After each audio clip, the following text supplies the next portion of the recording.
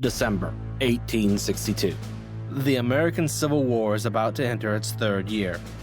Federal forces seize the town of Fredericksburg, Virginia, in an effort to clear the path south to Richmond.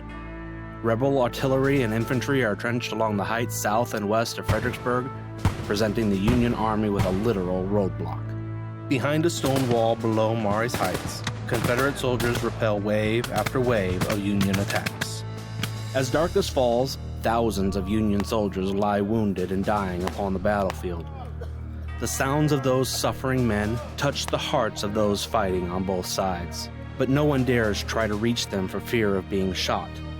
Sergeant Richard Kirkland, a farm boy from South Carolina, is torn by the unearthly sounds of the suffering Federal soldiers. By morning, he can stand it no longer. He gathers up as many canteens as he can manage and does the unthinkable. Mid pleasures and palaces, though I may roam, be it ever so humble, there's no place like home. Richard Rowland Kirkland was born in August of 1843 in Flat Rock, South Carolina in Kershaw County.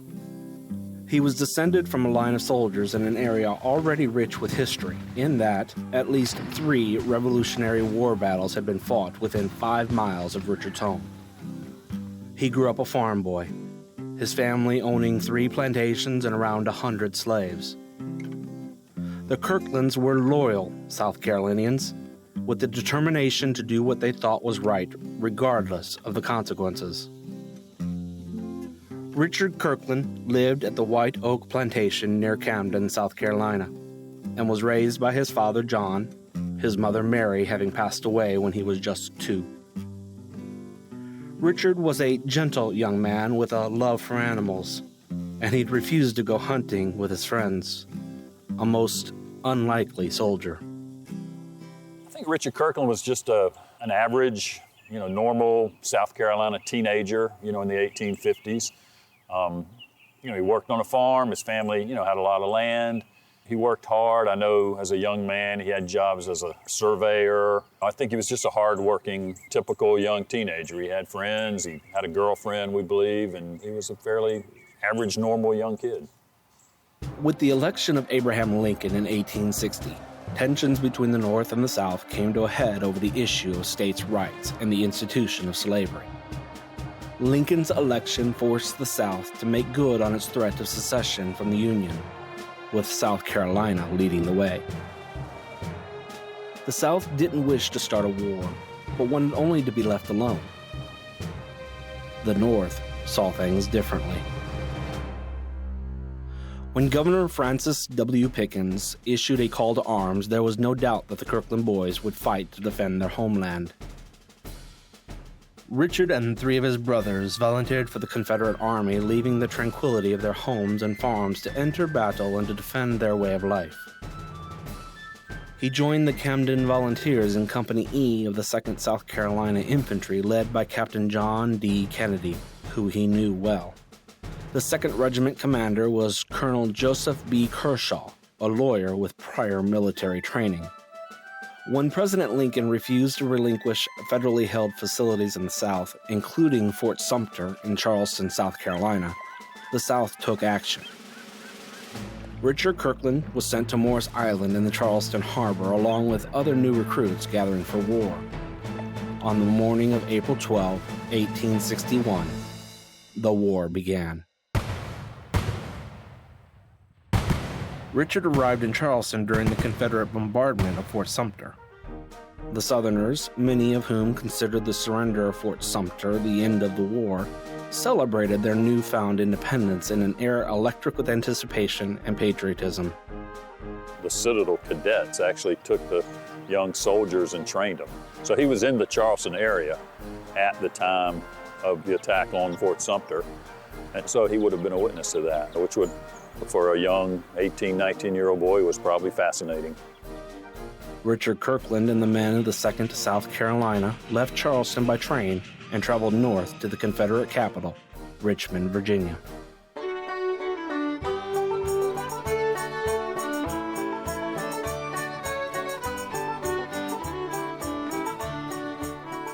April 28, 1861.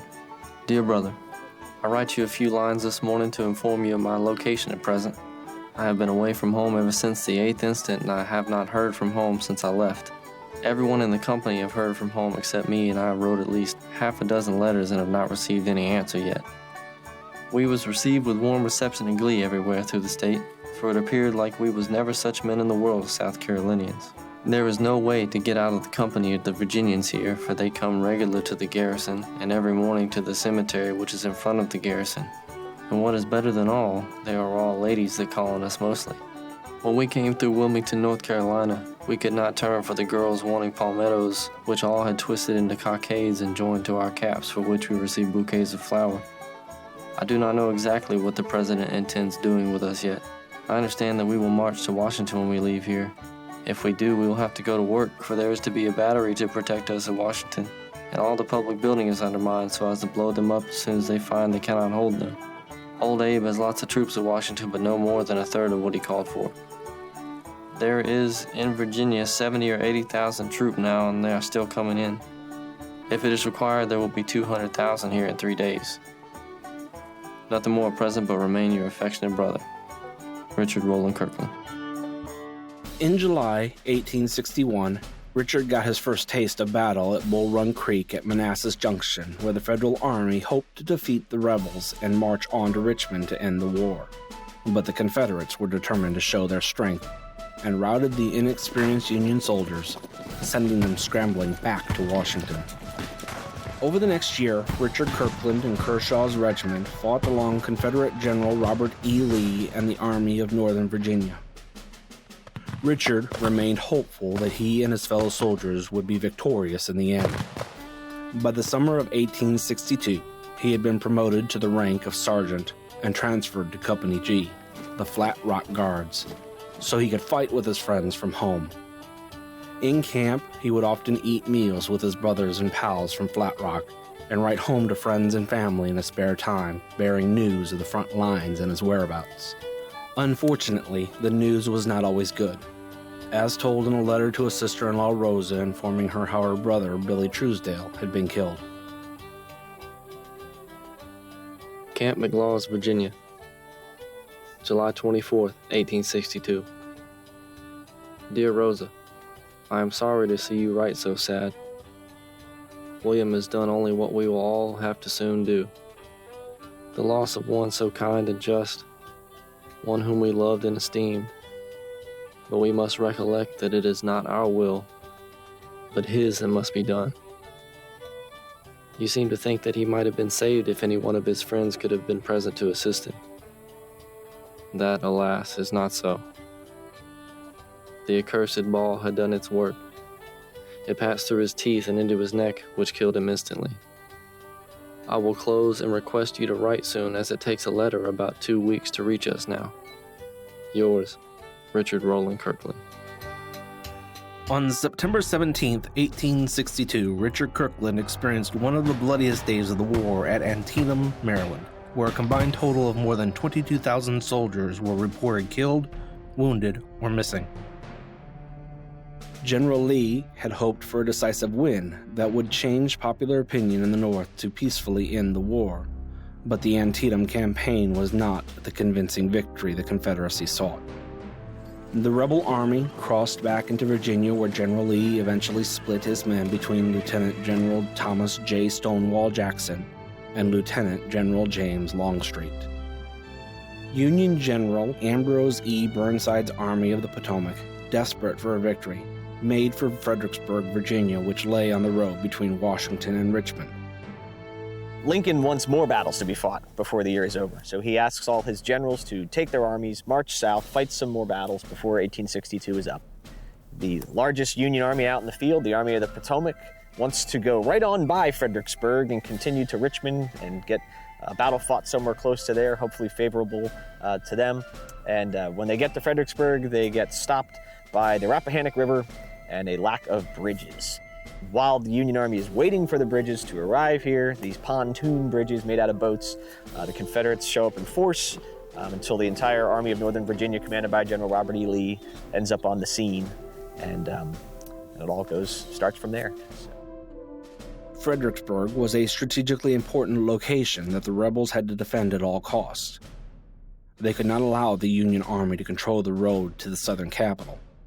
Burnside hoped to catch the sparsely defended town by surprise. Burnside, the Union commander, when he first started to move, he kind of pulled a fast one on Lee. He gets to Fredericksburg, and there's only 1,000 Confederates anywhere around here to try to stop him. But waiting for those pontoon bridges gives Lee time to congregate. So Longstreet's corps arrives here first.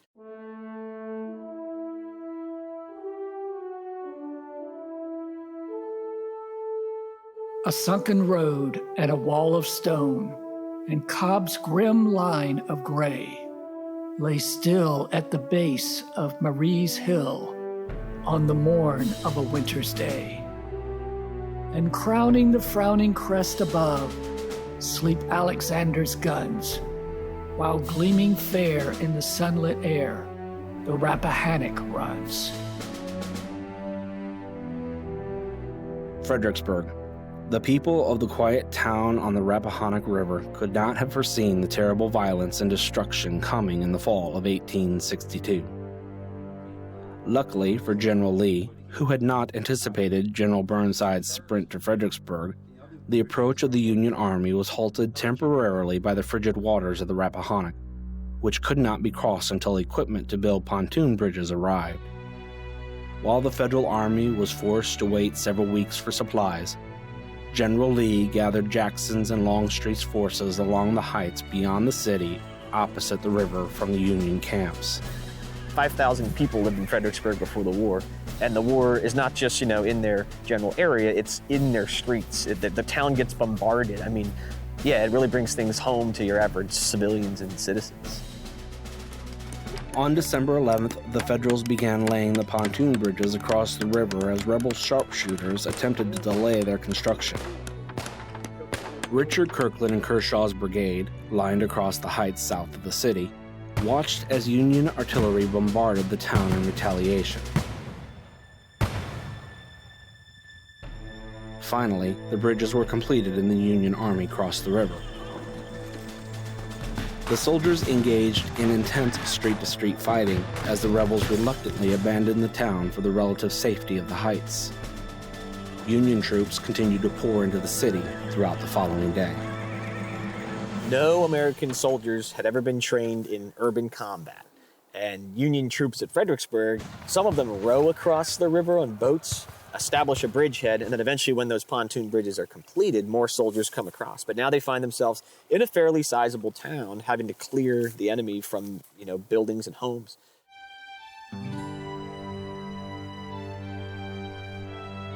On the plains below, the blue lines glow, and the bugle rings out clear, as with bated breath they march to death, and a soldier's honored bier. For the slumbering guns awake to life, and the screaming shell and ball from the front and flanks crash through the ranks and leave them where they fall. Around midday on December 13th, as heavy fog rising from the river dissipated, Burnside attacked. The Union infantry attempted to advance across a 400-yard open slope bisected by a water-filled canal to the base of Marye's Heights, about a mile from Richard Kirkland. Brigadier General Thomas R.R. Cobb and 2,500 Georgians stood along Telegraph Road, which had been cut into the hillside, giving it a sunken appearance. A 4-foot-tall stone wall lined the road at this point, a protective barrier behind which the Confederate infantry was firmly entrenched. Artillery, placed atop Marye's Heights and the surrounding hills, thoroughly blanketed the Union advance. And the Union Army had to go not only across an open field, but uphill across an open field. And so they were slaughtered pretty bad in those first few days. You can't question the bravery, the determination of the Union troops who followed their orders, carry out these assaults time after time, especially after they had seen, how the previous however many assaults had panned out. The Army of the Potomac lost close to 4,000 men in just 1 hour, but the attack continued. General Kershaw soon learned that General Cobb had been seriously wounded, and he hurried to assume command at the stone wall. Kershaw brought the 2nd and 8th South Carolina regiments to the stone wall to support General Cobb's Georgians. Led by Colonel Kennedy, Richard Kirkland and the 2nd South Carolina ran down Telegraph Road while under heavy fire from Union sharpshooters in the city and cannons lining Stafford Heights opposite the river. And the gray stone wall is ringed with fire, and the pitiless leaden hail drives back the foe to the plain below, shattered and crippled and frail. Again and again a new line forms, and the gallant charge is made, and again they fall like grain in the sweep of a reaper's blade. Wave after wave of Union soldiers poured onto the killing field to face the terrible stone wall, picking their way through the bodies of the fallen. The smoke was so thick at times they could not even see their targets. The men from Georgia and South Carolina amassed 4 ranks deep behind the wall, firing in almost constant barrage. Union General Darius N. Couch watched in horror. "Oh, great God, see how our men, our fellows, are falling. They melt like snow coming down on warm ground." Over the course of about 6 hours, from about like 11:30 in the morning till about like 5:30 in the evening, you have 30,000 Union troops who try to reach the sunken road. None of them get closer than about 50 yards. 8,000 Union soldiers are either killed, wounded, or end up listed as missing. It is well that war is so terrible. We should grow too fond of it. General Robert E. Lee. What generally happened is as these Union attacks came forward and then were repulsed, there was only one thing for them to take cover behind out in the open fields. And it was kind of like a ditch. It's referred to commonly as the swale. And it ran kind of parallel with the stone wall on the road here. It was about 200 yards away. So as the Union troops kind of fell back and retreated, they'd get to that ditch and they would lay down in their bellies. If you were fortunate that a next wave would come and attack over you, then you might be able to get up and get away. Well, if you're one of the last attack waves, no one's going to come after you. So you're going to be in that ditch and there's no chance for you to escape or get back to town. So you're going to end up spending all night on the battlefield. As night fell, temperatures dropped below freezing, and the wounded soldiers strewn across the field cried out in agony. Many were forced to strip the coats from their dead comrades to stay warm. The desperate Northerners hid behind the bodies of the dead and used fallen horses as breastworks. They didn't dare leave the field, as even raising a head just a few inches was suicide. Richard Kirkland sat behind the stone wall all night, trying to stay warm and unable to sleep. The cries of the wounded and dying Federal soldiers pierced his very soul. The smoke and fog combined with the darkness obscured his view of the frozen slope, but the sounds of death and pain could not be ignored.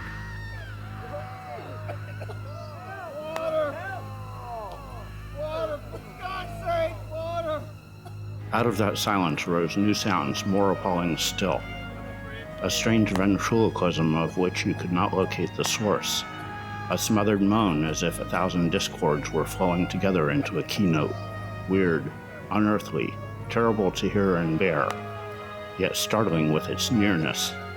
The writhing concord broken by cries for help, some begging for a drop of water, some calling on God for pity, and some on friendly hands to finish what the enemy had so horribly begun. Some with delirious, dreamy voices, murmuring loved names as if the dearest were bending over them. And underneath, all the time, the deep bass note from closed lips, too hopeless or too heroic to articulate their agony. Colonel Joshua Lawrence Chamberlain, 20th Maine Infantry. There were a lot of wounded Union soldiers on the field there, and Richard Kirkland and his comrades were just right there behind the wall, 50 yards, 100 yards, 20 yards away from fallen Union soldiers. They heard the cries. I mean, these men obviously were in horrible pain, They were thirsty, they were freezing, and they were calling out for help. And Richard Kirkland just, he listened to that for a long time and then decided he wanted to do something.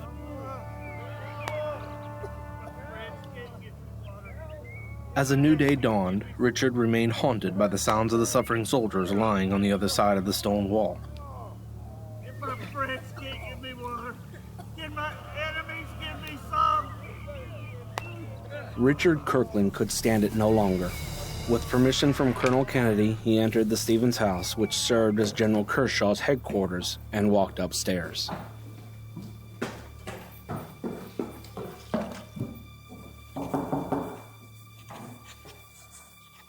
Come in. General, I can't stand this. What's the matter, Sergeant? All night and day, those poor people have been crying out for water, and I can't take it no longer. I want permission to go give them water. Kirkland, did you know the moment that you go over that wall, you have a bullet put through your head? Yes, sir, I know that, but if you'll let me, I'll try it. General Kershaw at first told him no, said that he couldn't do that. It was too dangerous. General Kershaw, I'm sure, told him that even though the fighting had slowed and come maybe to close to a halt, that it was still dangerous and that the battle was still ongoing. Kirkland, I should not allow you to run such a risk, but the deed is so noble that I cannot deny it. I trust God will take care of you. You may go. Thank you, sir.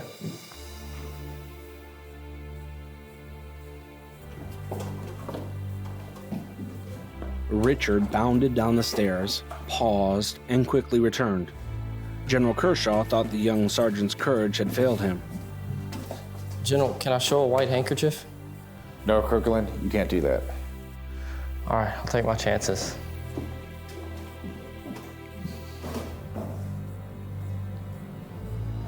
Richard Kirkland returned to the stone wall and gathered as many canteens from his comrades as he could carry.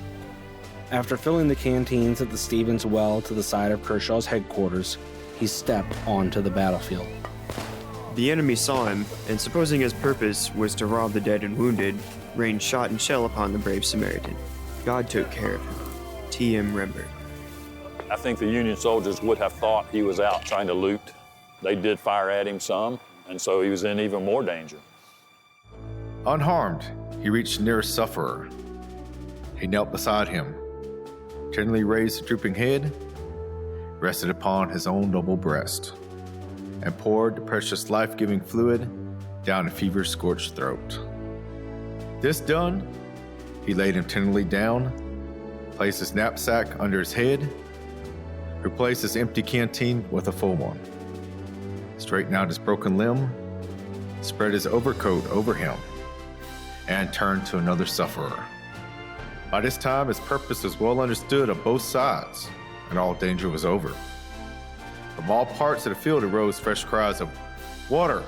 Water!" More piteous still the mute appeal of some who could only feebly lift a hand to say, "Here too is life and suffering." General Joseph B. Kershaw. He carried comfort to grim despair and balm to the stricken men. And as he straightened their mangled limbs on their earthen bed of pain, the whitening lips all eagerly quaffed from the canteen's mouth the cooling draught and blessed him again and again. For an hour and a half, Richard Kirkland ministered to the wounded enemy. When he ran out of water, he returned to the well and refilled the canteens until all the men on that part of the battlefield had been tended to. Some of the suffering Federals entrusted him with their dying wishes: a letter to be delivered to loved ones, a watch box to be sent to one soldier's girlfriend. You talk about a battle in history and you can get lost in numbers and strategies and dates, and that's all important, but in the end it's the regular average soldiers who fought and did these acts right where we're standing today. And Kirkland's story is a way to really kind of personalize that, make it seem more real, and then the fact that we're standing where that all played out, people really seem to get that. When Richard completed his errand of mercy, he returned to his brothers behind the stone wall as cheers from both armies filled the air. He took up his rifle, preparing for the battle that would surely ensue. Indeed, General Burnside wanted to resume his attack on Marye's Heights, even though he knew his army had already been beaten. Reluctantly, he withdrew his forces back across the Rappahannock to fight another day. The Confederacy had won the Battle of Fredericksburg. It's a major blow to Lincoln, first of all, because going into the issuing of the Emancipation Proclamation, this was the last thing that Lincoln wanted to have happen. Following Fredericksburg, Richard made his final trip home to Kershaw County. He was able to visit with his family and friends one final time. He was sent to recruit young men to join Kershaw's brigade, which was losing men quickly. But the war was calling Richard's name, and he reluctantly prepared to leave. He kissed his sweetheart, Susan, goodbye as they stood on the porch of her father's house. She would never see him again.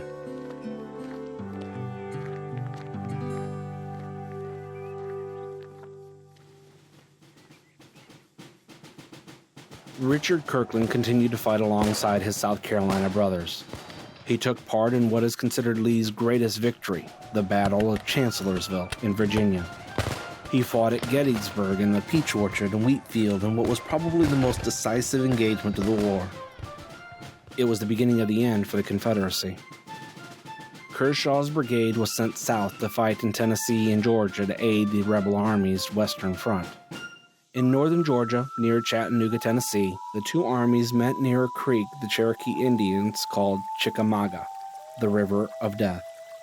On September 20th, 1863, Richard Kirkland and the 2nd South Carolina found themselves pursuing their enemy up the steep, wooded slope of Snodgrass Hill.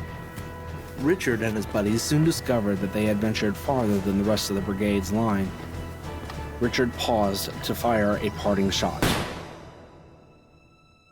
A bullet tore into Richard's chest as his friends watched in horror. His friends hurried to pull Richard to safety. Richard. No, I'm done for. You can do me no good. Save yourselves. Tell Pa I died right. I died at my post. The circumstances of his death were most heroic. He fought literally until the last gasp, and in the very presence and moment of death showed that the sublime self-sacrifice and regard for others which he exhibited at Fredericksburg was a settled principle of his nature. Private William Dunlap Trantham. Richard Rowland Kirkland passed from this earth. Richard Kirkland died, as a young man. He didn't have the opportunity to come home after the war, to have a family, to do the things that everybody dreams about doing. In 1866, Richard Kirkland's brothers made the treacherous journey to North Georgia to bring Richard's body back to South Carolina. He was buried in a small family cemetery near the same creek he had played in as a boy. Richard Kirkland had at last come home. In 1909, Richard Kirkland's body was moved to the Quaker Cemetery in Camden, South Carolina, alongside General Kershaw, John D. Kennedy, and other brave Confederates from the area. In 1910, a fountain dedicated to Richard Kirkland was also raised as a tribute from the school children of Camden. He posthumously received the Confederate Medal of Honor by the Sons of Confederate Veterans. Richard was further honored in 1965 when a large bronze sculpture was placed near the stone wall on the Fredericksburg battlefield. People like Richard Kirkland give you faith in humanity. It's inspiring that people are so unselfish and so brave and so courageous and willing to serve and willing to die for something that they believe is right. To make that kind of decision and carry it through despite the warnings and all, to help your enemy, all those things really make you think and wonder. Like Daniel of old in the lion's den, he walked through the murderous air, with never a breath of the leaden air to touch or to tear his gray-clad form, for the hand of God was there. And I am sure in the book of gold, where the blessed angel writes the names that are blessed of God and men, He wrote that day with his shining pen, then smiled and lovingly wrote again, the Angel of Marie's Heights. Let us pause in life's pleasures and count its many tears, while we all sup sorrow with the poor.